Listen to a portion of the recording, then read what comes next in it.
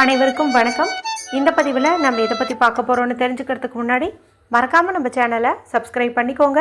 கூடவே பெல் பட்டனையும் கிளிக் பண்ணிவிட்டு ஆளுங்கிற ஆப்ஷன் கொடுத்துட்டிங்கன்னா நான் போடுற வீடியோக்கள் எல்லாமே மிஸ் ஆகாமல் நோட்டிஃபிகேஷனில் வந்துடும். இந்த பதிவு ரொம்ப ரொம்ப முக்கியமான பதிவு அப்படின்னே சொல்லாங்க.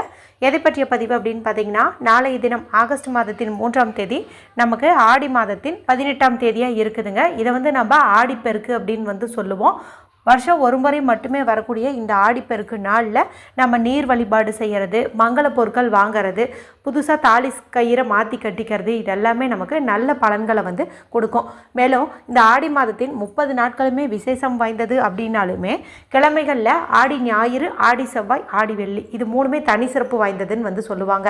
அதில் ஒரு சிறப்பு வாய்ந்த இந்த ஞாயிற்றுக்கிழமை நாளில் தான் இந்த ஆடி 18 நமக்கு வருது.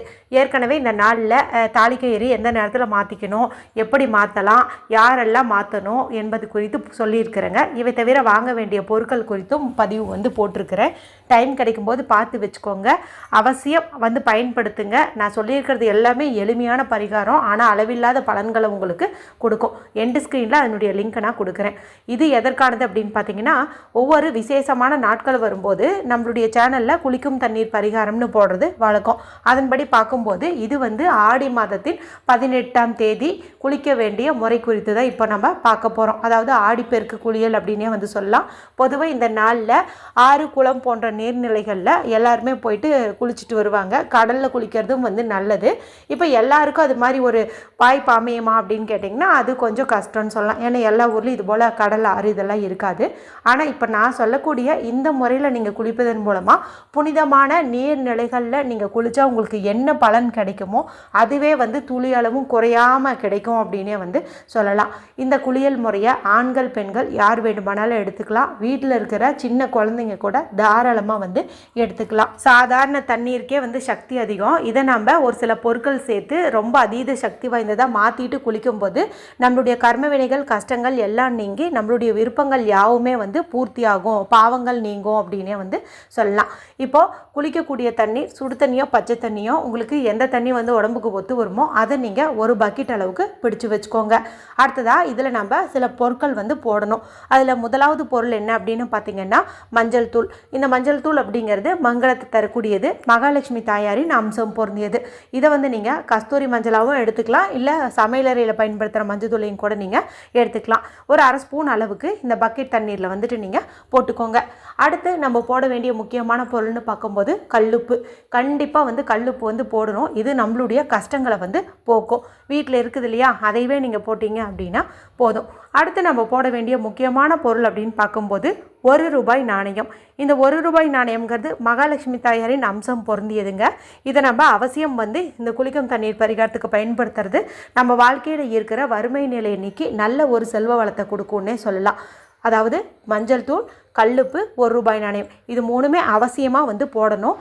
அடுத்து உங்களுக்கு கிடைத்தால் அருகம்புல் போடுறது அற்புதமான பலனை கொடுக்கும்.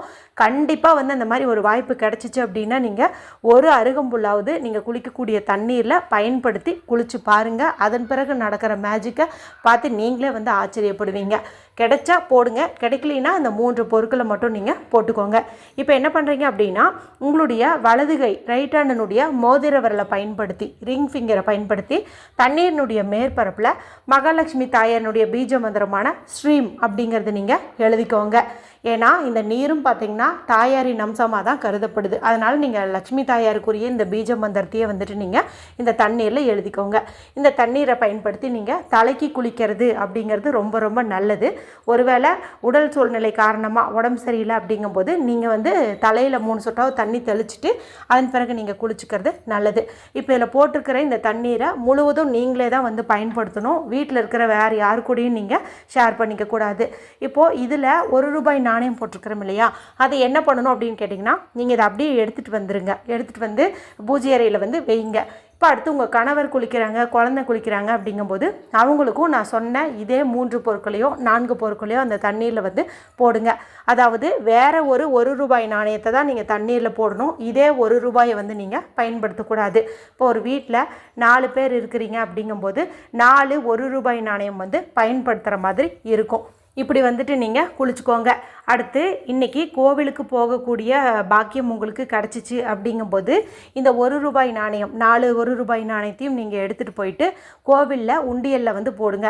அதுவும் ஒவ்வொரு பெரிய கோவில்களில் பார்த்திங்கன்னா அன்னதான உண்டியல் அப்படின்னு சொல்லி தனியாகவே வந்து ஒரு உண்டியல் வச்சுருப்பாங்க.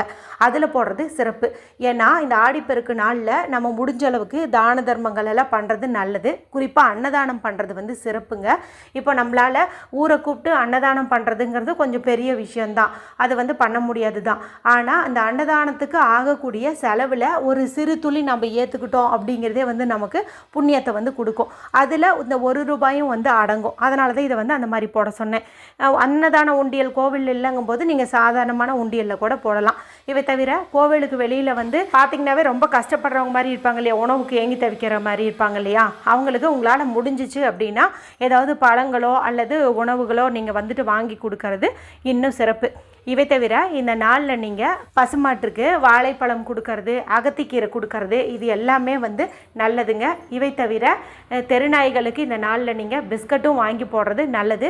என்னடா இது தேய்பிறை அஷ்டமி நாளில் தானே இந்த மாதிரிலாம் நாய்களுக்கு பிஸ்கட் போடுவோம் அப்படின்னு சொல்லி உங்களுக்கு தோணும். ஆனால் இந்த நாளில் நீங்கள் இதெல்லாம் செய்கிறது இன்னும் சிறப்பான பலனை வந்து கொடுக்கும். அதுக்காக தான் வந்து சொல்கிறது. இவை தவிர அரிசி வெல்லம் இதெல்லாம் வந்து கொஞ்சம் குறகுறப்பாக பண்ணிட்டு கூட நீங்கள் வீட்டுக்கு வெளியில் மணற்பகுதி இருந்துச்சு அப்படிங்கும்போது அந்த மணற்பகுதியில் வந்துட்டு நீங்கள் இதை அப்படியே வந்து தூவி விடலாம். இதன் மூலமாக அங்கே இருக்கக்கூடிய எறும்புகள் வந்து இதை சாப்பிடும். எறும்புகள் சாப்பிட்டு நமக்காக வந்து இறைவனிடம் பிரார்த்தனை பண்ணிக்குமா. அதன் மூலமாகவும் நம்மளுடைய விருப்பங்கள் வந்து நிறைவேறும்.